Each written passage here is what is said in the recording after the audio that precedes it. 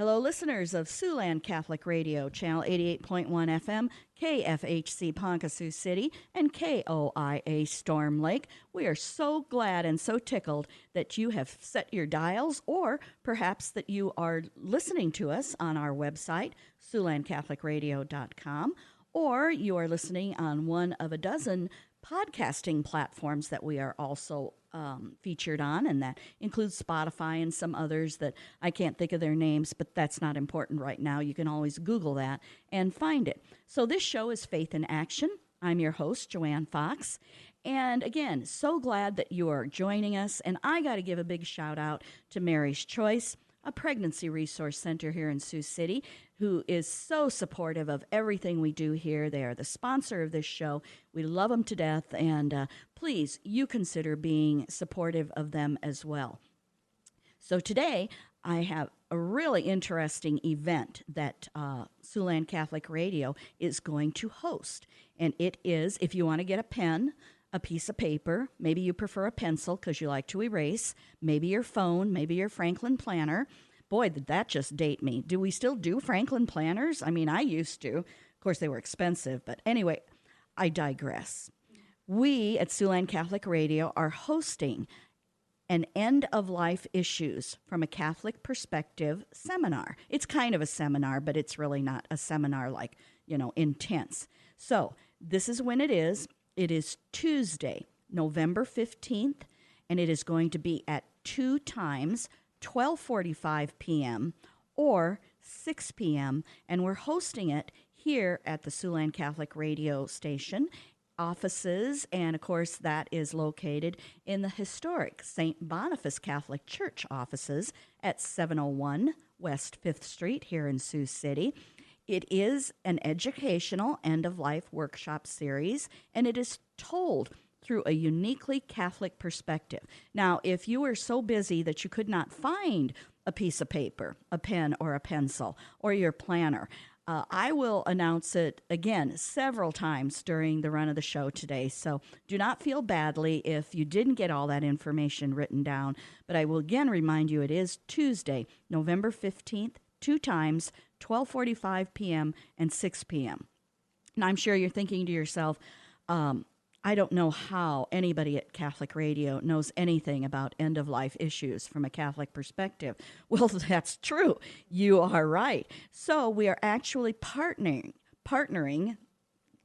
with Catholic United Financial, and they are the folks that are going to help us with this particular undertaking. So in the studio with me, and I know I always joke that all I do is bring in my own friends, and because this show is all about me, but I made 2 new friends today. They are Angie Jorgensen, who is a sales representative with Catholic United Financial, and Butch Byers, who is the regional manager for Catholic United Financial. Angie and Butch, thank you so much for joining me in the studio today. Our pleasure to be here. You're welcome. Thanks, Joanne. You betcha. So the listeners are probably wondering, who are you two? And maybe if we could take a little time for you to tell the listeners a little bit about yourself. Butch, would you like to start? Sure. I've been with Catholic United Financial for just over 21 years. I'm a native of Nebraska. Grew up just across the river in the Omaha Diocese. Mm-hmm. And by way of Ohio, wound up in Yankton, South Dakota, and I live 10 miles west of Yankton now, and have had a number of different sales careers over the years, and had stumbled across this opportunity with Catholic United 21 years ago, like I said, and it just seemed like a really nice fit for what I was looking to do. And it has been. So 21 years later, here I am. Here you are. Okay, and how far west of Yankton are you? In what community? 10 miles. I'm 10 miles west, about halfway between Yankton and Tabor. It's one of those gray areas. It's Yankton County, but it has a Tabor mailing address. I'm a member of St. Benedict's Parish in Yankton, Yankton School District. It was when everyone still had phones on the walls. it was the Yankton Phone Exchange, but a Tabor mailing address. Okay, and I totally understand what you're coming from because I have a Sioux City address. I live in Plymouth County. I'm in the Hinton Community School District. I vote at the what I call jokingly the Happy Valley Township Hall. And in the good old days, I had a Sioux City phone number, but of course now that has changed a little bit. So I totally know where you're coming from, Butch, on all of that. Where do you live aspect of it's very convoluted. And so maybe, Angie, you are not so convoluted. So why don't you tell the listeners a little bit about yourself? Sure. My name is Angie Jorgensen. I am actually a native of rural Yankton, South Dakota. I grew up on a farm with 9 other siblings. I have 8 brothers and a sister. Was raised a cradle Catholic, went to high school in Yankton and followed a path of technical education. Started working in the area of working with folks with disabilities. I have a brother that has a disability. And then eventually I did work in the direct sale market, so had about 10 years of sales experience. And I always like to say this job kind of found me through that opportunity. A member of Catholic United had shared with me at one of my appointments that I had about Catholic United, and lo and behold, 7 years ago, this opportunity came available for me, and I've been with Catholic United this long. I am married.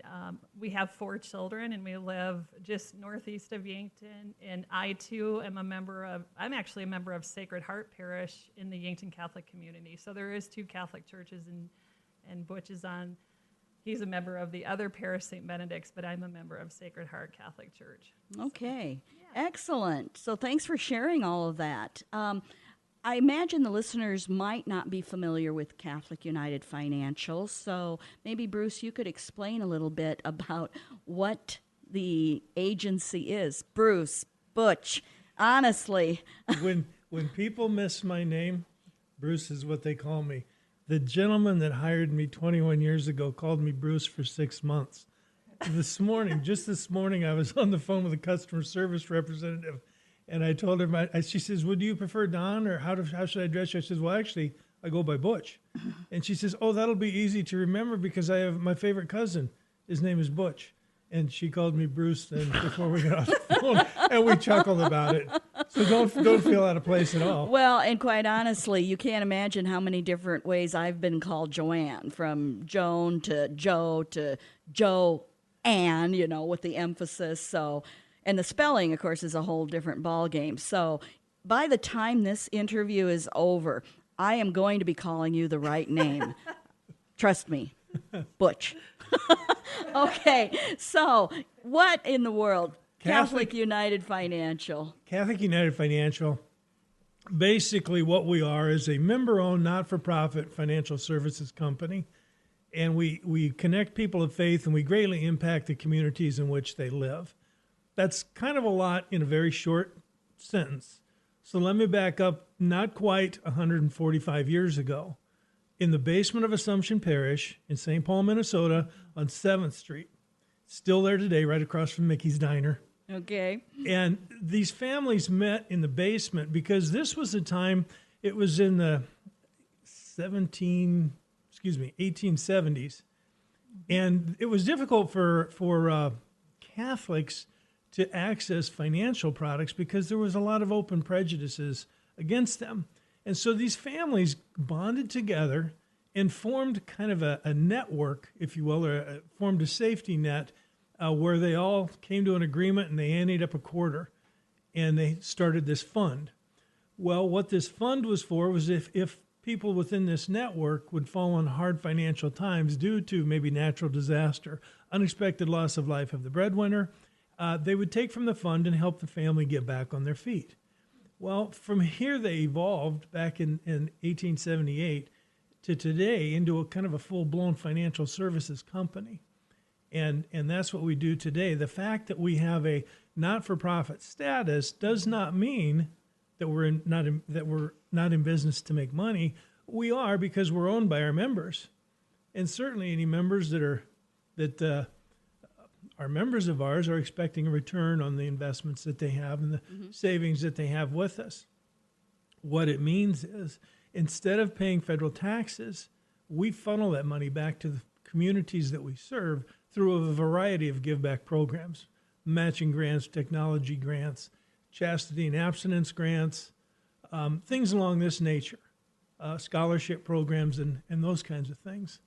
And although we're 100 and almost 145 years old, I think it's January 8th, we'll be 145 years old. We did not grow to a national company. We're more of an upper Midwestern company.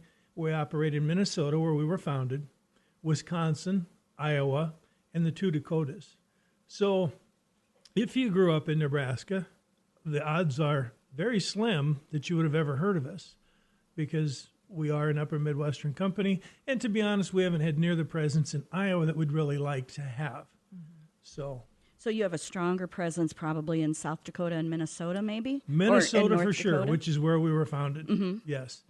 And we do have membership more in eastern South Dakota than in western. I mean, it's kind of funny how things migrated, and just as communities were more settled and established back in the late 1800s, in Minnesota, that's where more of our members are. Okay. So, Angie, you're a sales rep. So what services does Catholic United Financial offer? And Butch kind of alluded to some of the things that you all do, with your profits, with your scholarships and stuff, which is really interesting. But what kinds of services would you offer to a client? Sure, absolutely. So one of the things that we do at Catholic United Financial is we connect with people of faith, and we protect their future. So that's two of the main components of who we are. So we do a variety of different services, different things that we provide, from basic estate planning, things like that, senior concerns, folks that might be looking for some avenues for long-term care. We also deal with protection of families, so life insurance. People will reach out to us about their concerns about income for the future through their retirement strategy. So we deal with annuities, things like IRAs, Roth IRAs. We also have 2 Catholic United Financial credit unions, one on site at our home office. We also have one in St. Cloud, Minnesota. Some of the other things that we do is we provide educational workshops, okay? So we have a variety of different workshops, one of which is the end-of-life workshop that we are going to be doing here at Siouxland Catholic Radio, but certainly a variety of other workshops that we provide for our members and for the parishioners in the upper Midwest and, in these different Catholic communities and things. So sort of in a nutshell, that's kind of the things that we do. We basically meet with parishioners. We try to listen to their needs and concerns, and if we're a good fit for them, we try to give them strategies and products that will meet their needs. Okay. And Butch, because you're the regional manager, what kind of staff are we talking about, as far as sales reps and other folk? Because you said, you're not at the national level. You're kind of more of in this area, which we like. We love local stuff. So what kind of staffs are we talking about, and offices and things like that?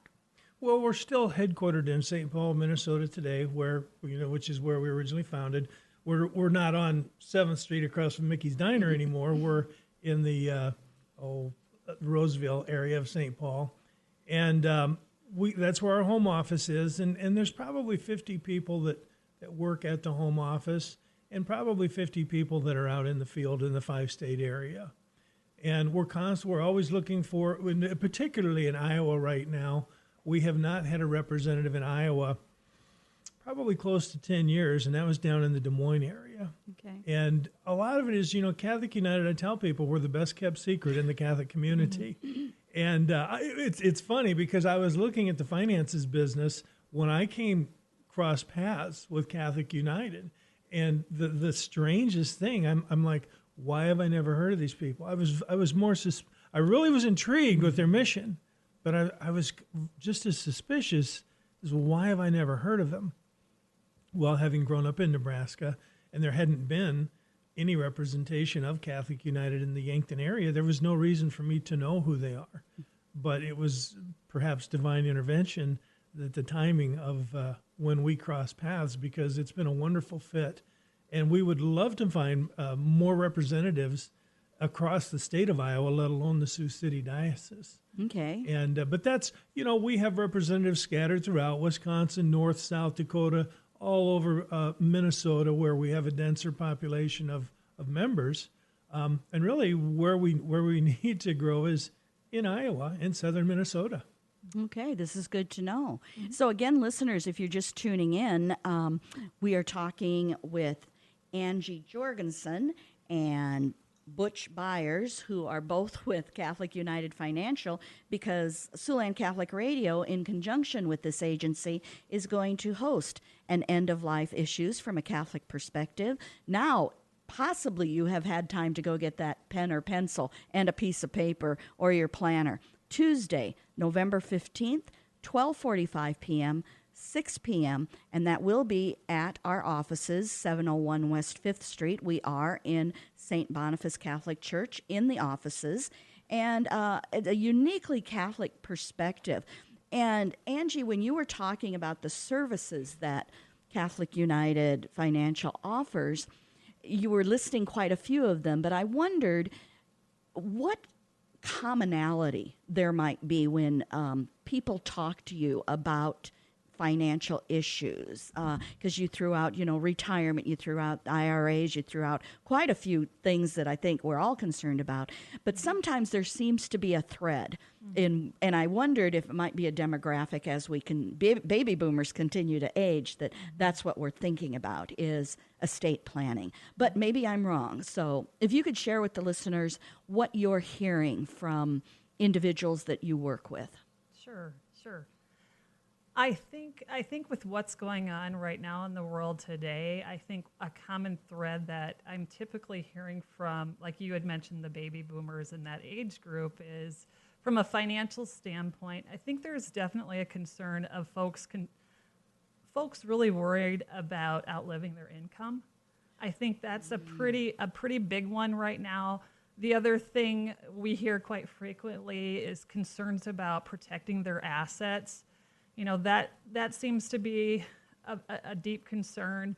More specific around this particular workshop, the end of life workshop, I feel as if, some of the parishioners and our members of our association have concerns about really making sure that their wishes are carried out when they pass away. Mm-hmm. So in regards to the estate planning, the estate planning piece, they want to make sure that things are simplified, and so that minimizes conflicts with their children when, like Butch I says, when they move to heaven.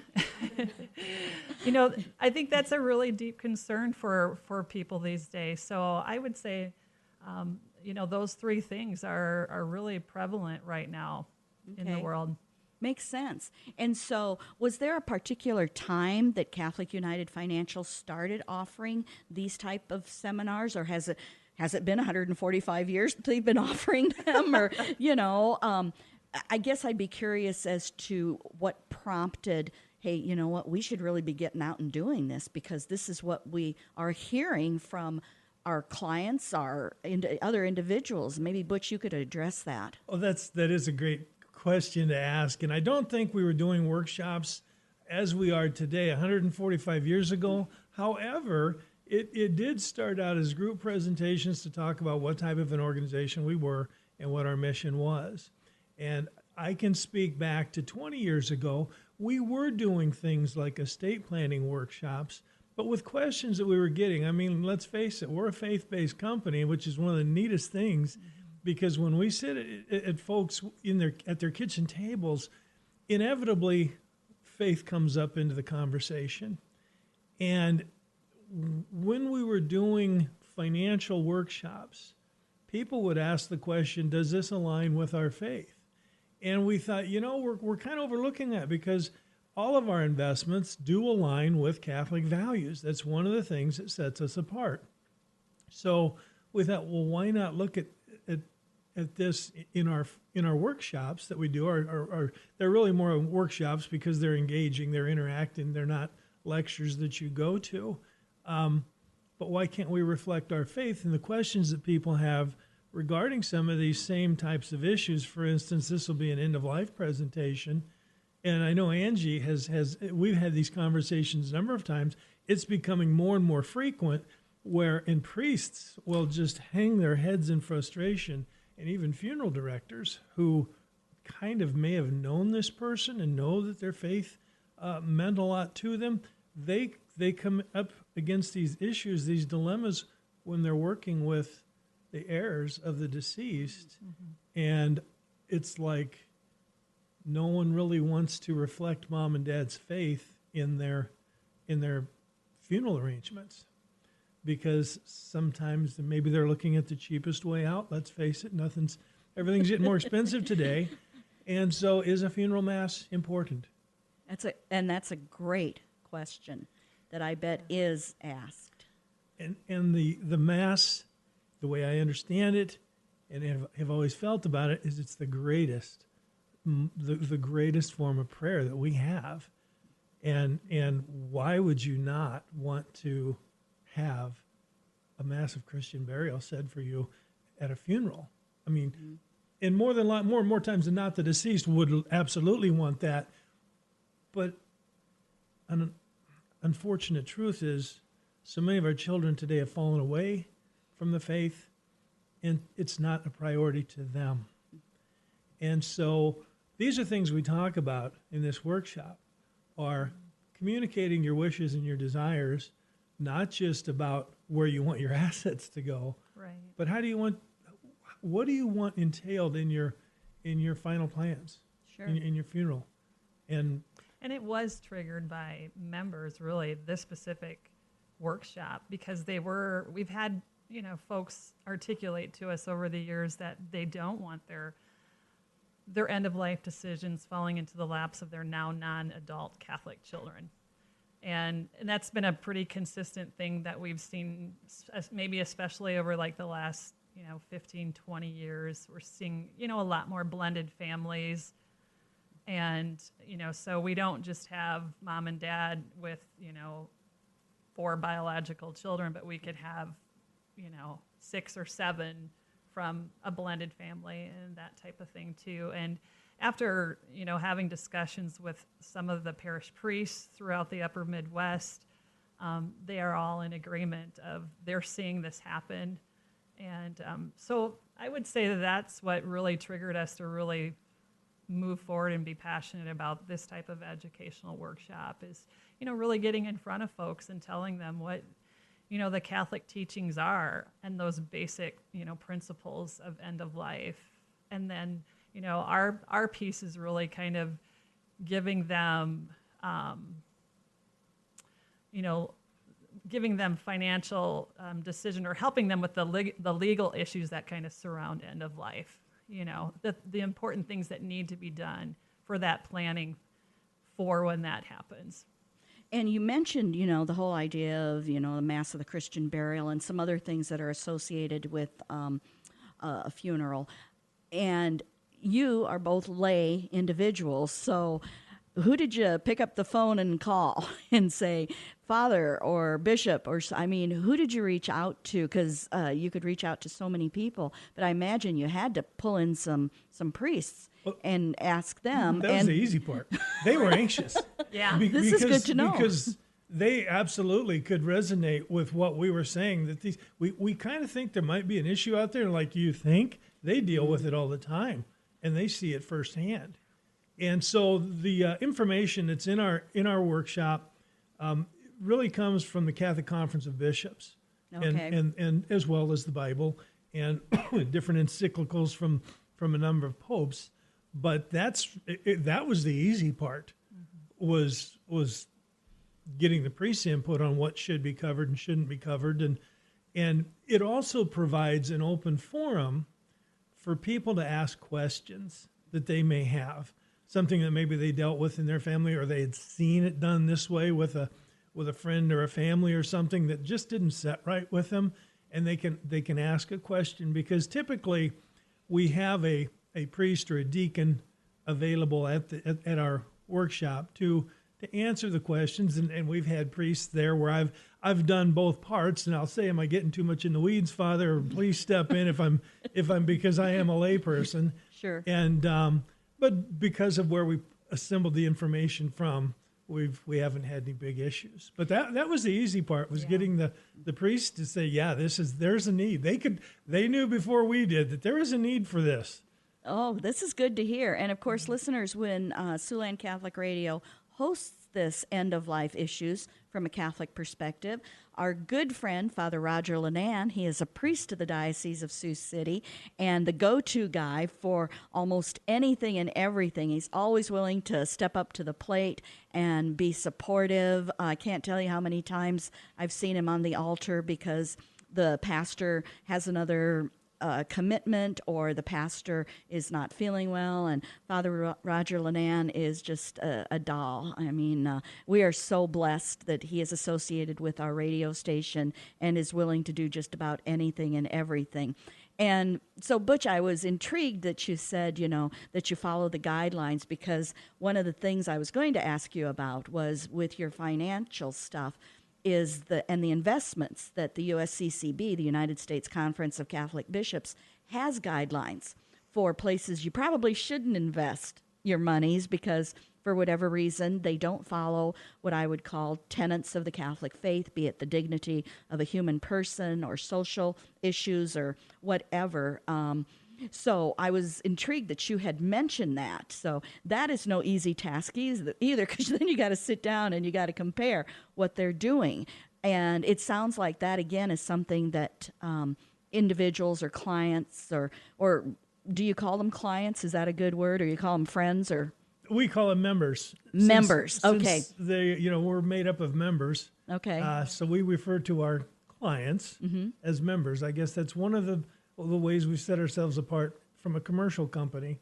Commercial companies have clients. We have members, or customers, if you will. And so, so then you follow those guidelines, and that, again, kind of reinforces what your mission is as Catholic United Financial, is that you follow these guidelines. We do. The people that do our investments, they have to vet everything to make sure that we are not compromising our values. And that is, like you said, it's a very difficult job today. Yeah. So that's just another peace of mind that you get when you're investing through Catholic United. You can sleep at night because you're not knowingly compromising any of your Catholic values. And so if an individual's listening and thinking to themselves, geez, this sounds really interesting, maybe one of you can share what an individual is going to experience and what kind of time commitment, because I might not come if it's several hours of, I have other things to do. But what are they going to experience when they come to the seminar? You kind of give them a, Sure. Here's what we're going to do first, and here's what we're going to do next, and that kind of thing. So typically, Joanne, the workshop lasts about 45 minutes to an hour. We really try to be super respectful of people's times because we know that people, everyone's super busy and things. So what they'll experience is, when they come on down here, we'll serve some light refreshments, grab a cup of coffee or a bottled water, and then Father Lenan, and typically myself or Butch will do an introduction, and then Father Lenan will take on that first presentation, which is about a half an hour of the Catholic teachings or the basic Catholic end-of-life principles. He'll do that first piece of it, and then we'll segue into the other half will be done by Butch. He'll be talking about those financial decisions or those legal decisions that surround end of life. So altogether, it'll take, probably close to an hour. Of course, we do like to allow some time for some question and answer. forum. Sometimes people will get engaged with, well, they'll be sharing their own personal stories. And that's when it really, really gets interesting, when folks will share about situations that they've experienced in their own life and things. So, but altogether, typically, you can bank on about an hour of time that it would take to come to this workshop. It's a kind of workshop. The more engagement we get from the people who attend, the better the workshop is overall. I've been at workshops where people who, like Angie said, share some of their personal experiences, whether it's been their family or friends or something, maybe someone from the medical profession, and things that they've witnessed through their job. Well, one time I know we've had a funeral director attend, and he gave us some great insight on some of the dilemmas that people were dealing with, which really just added a learning experience for everyone there. And so we do encourage the asking of questions and engagement. Like Angie said, it's maybe about an hour of material, but with questions and answers, it's probably going to be an hour and a half. If it goes any more than that, it's simply because people are asking a lot of questions or had interesting stories that were very much open for discussion and looking for clarity, looking for maybe what that one question is in your mind. Maybe, your child wants to be cremated and you're not, is that okay with the church? We cover those kinds of things. What is the church's opinion or view on that particular subject, and other things as well when it comes to end-of-life care.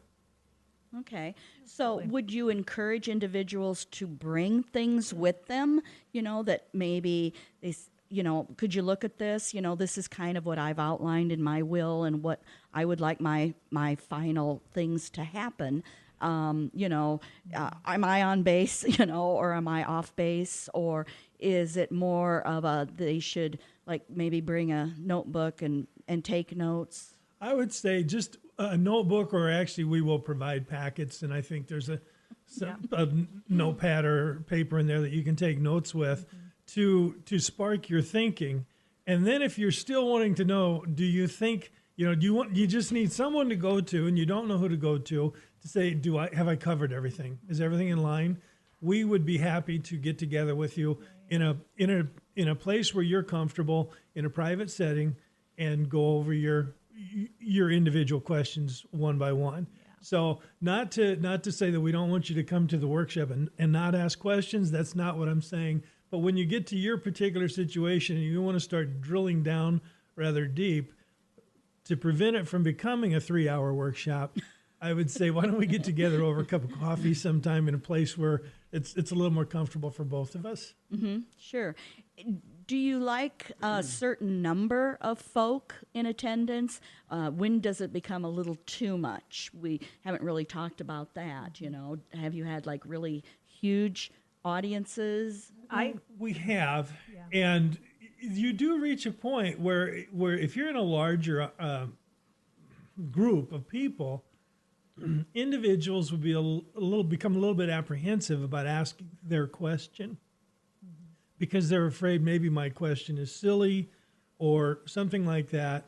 And so big numbers will kind of cause people to maybe not ask that question they're wondering about.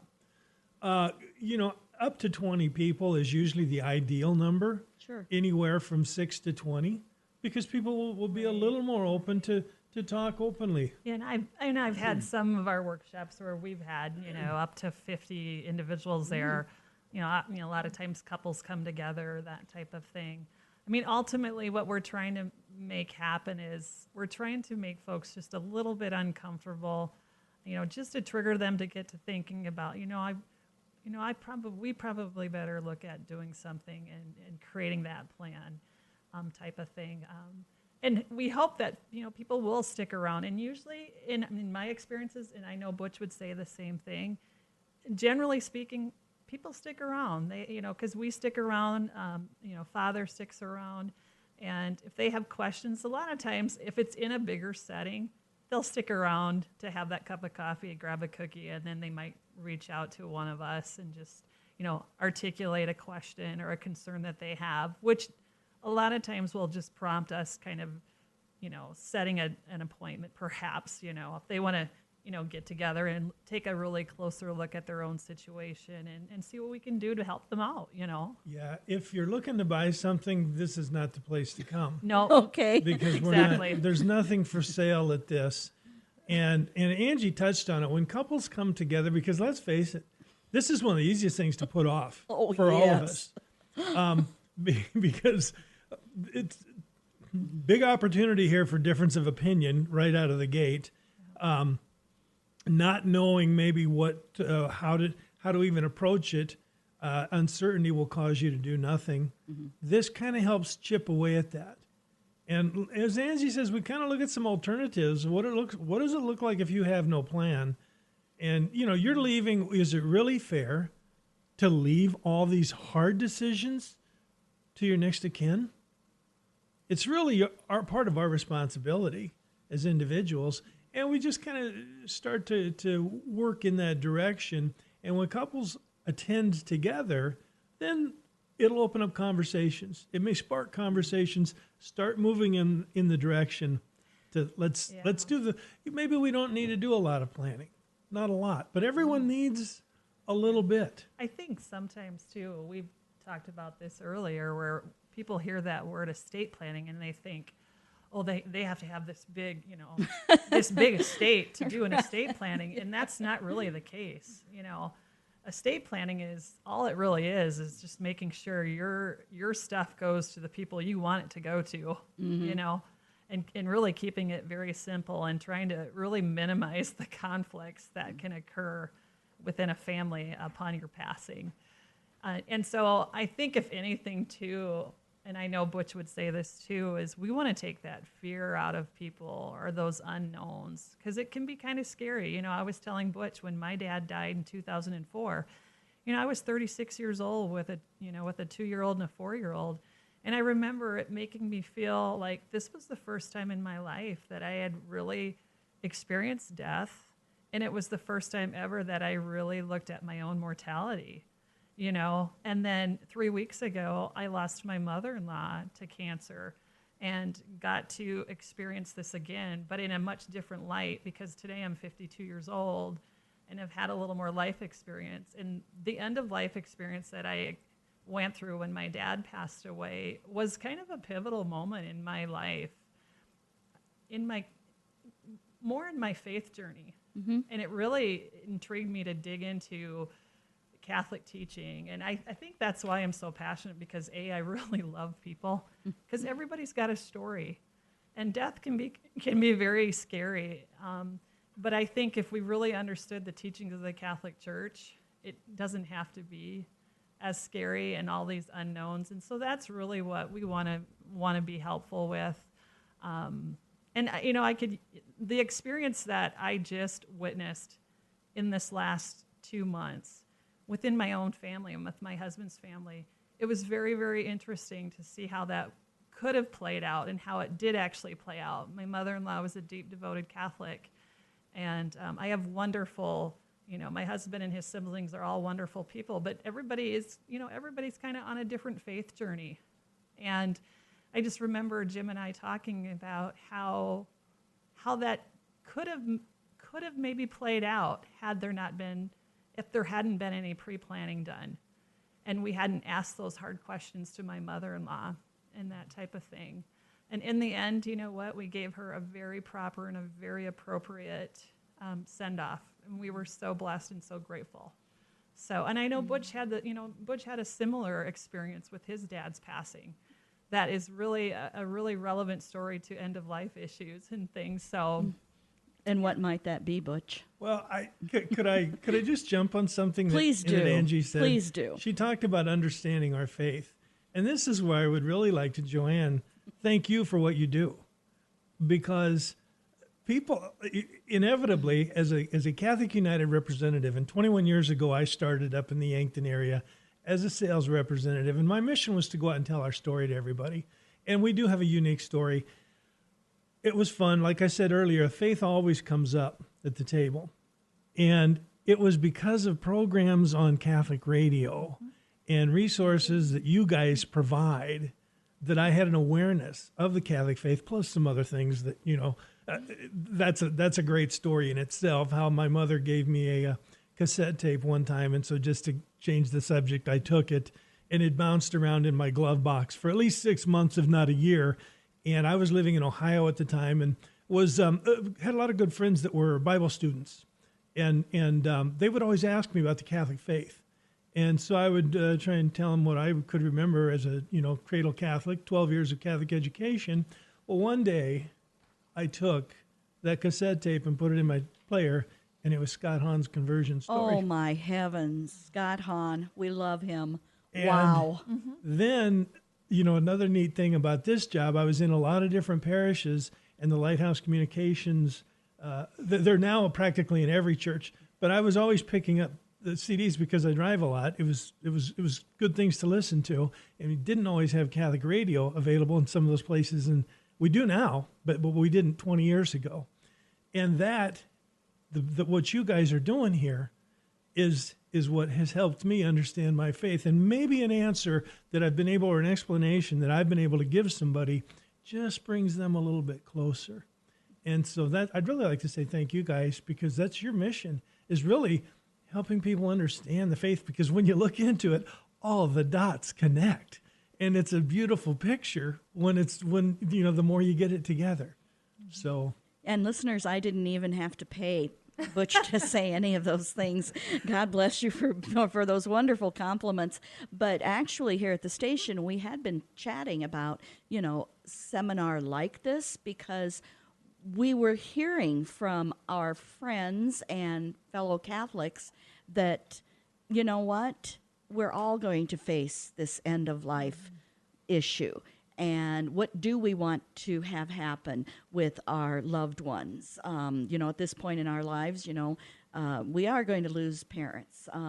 We ourselves are going to pass away. What do we want to have happen with our kids? Do we want them, arguing about what mom and dad really want to have happen because they didn't have it codified anywhere, or written down anywhere? And I suppose they could even argue about whether or not we're going to have cold sandwiches or chicken, and that's fine. Argue about that, if you want to save money and have the cold sandwiches. This song, no, that song. No, I know mom would want this song, but I want her to have that song.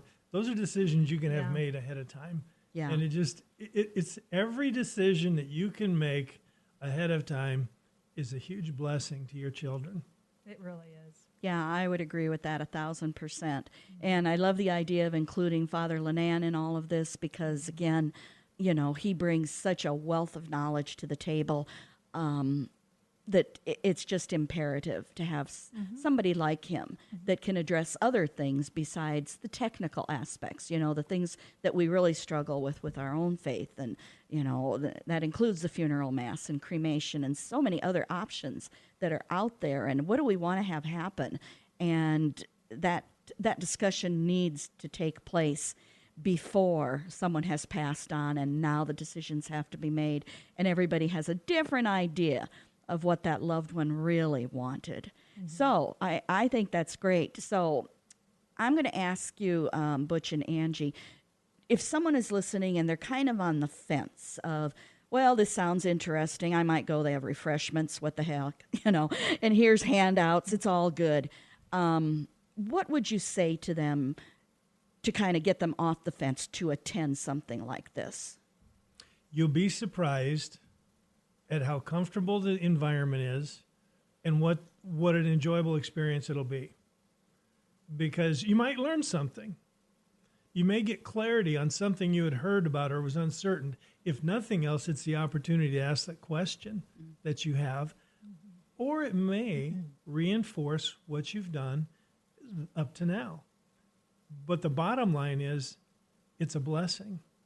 It's a blessing if you come and attend this and you learn or even have something reinforced. It's a blessing that you have this knowledge before you're in a situation where you have to deal with it. Maybe for your parents, an uncle, a family member, or someone, let alone yourself. Truth. Angie, agree? Oh, 100%. And I think, I've had people that have come to this workshop that have done all this great planning and things. But for whatever reason, they feel like, maybe I'll learn, maybe there's something I'm missing, or, and it maybe gives them affirmation, that they've got, things aligned the way, that makes sense. And it's going to play out how they want it to. I would just say, don't be afraid to come. I promise we won't pounce on you.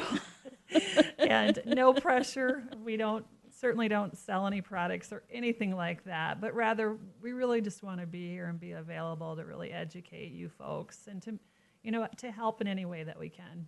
And there's strength in numbers. I think a lot of times we worry that we're the only people that think a certain way about something, and then you come to something like this and you discover that there are other folk Exactly. that have the same concerns, the same questions, and then you don't feel so alone. Right. That exactly. there are other people with like-mindedness. Yep. We tend to let others kind of get into our minds to doubt our intentions. Maybe it's people you hear at the coffee shop or someone who has a very strong opinion on things. This is an opportunity to come and get yourself peace of mind, knowing that what you're doing is in line with the values of the Catholic faith. Connect a couple of more of those dots because it all makes sense. And you've got Father Lenan who will be there to answer any questions, and we'll be there to if we come across a situation that we can't answer or can't help you with, we will research and find the right source for you. So we can help put you on the path. And I think the other thing too, and we talked about this earlier, is our job is to really articulate it so it's easy to understand too. I think sometimes people think, oh my gosh, I'm going to a workshop or a seminar and this is going to be way above my head. I'm never going to understand, the topics being discussed. And we're not doing our job if they're feeling that way when they walk out of this workshop. So we just want to keep it very simple and easy to understand and make them feel comfortable. Okay. So again, listeners, I want to remind you, this is the End of Life Issues from a Catholic Perspective. We would love you to join us Tuesday, November 15th at 12:45 p.m. and 6 p.m. We are located at 701 West 5th Street in Sioux City. That is the St. Boniface Catholic Church offices. Father Roger Lenan is going to be present to answer a lot of your perhaps faith-based issues. But then my guests in the studio, Butch Byers, who's the regional manager for Catholic United Financial, and Angie Jorgensen, who is a sales representative with Catholic United Financial, will be on site as well to answer any other questions. And I thank both of you so much for coming to the studio and helping me communicate to the listeners this good news. Thanks, Joanne. It's been a pleasure to be here. Yeah, thank you so much for having us. It's been, and now I have more new best friends to bring on to my show in the future. So if you have any questions, please call us here at Catholic Radio. That number is a 712 number, and then 224-5342, or you can certainly email us at fhcradio@fhcradio.com, or you can just Google us, SiouxlandCatholicRadio.com, and we are going to promote this on the website as well. So that kind of wraps up another edition of Faith in Action. I'm so pleased that you took time out of your busy schedule to either listen to us at Monday at 9 a.m., Saturday at 7 p.m. on the website, SiouxlandCatholicRadio.com, or on one of about 12 podcasting platforms, including Spotify.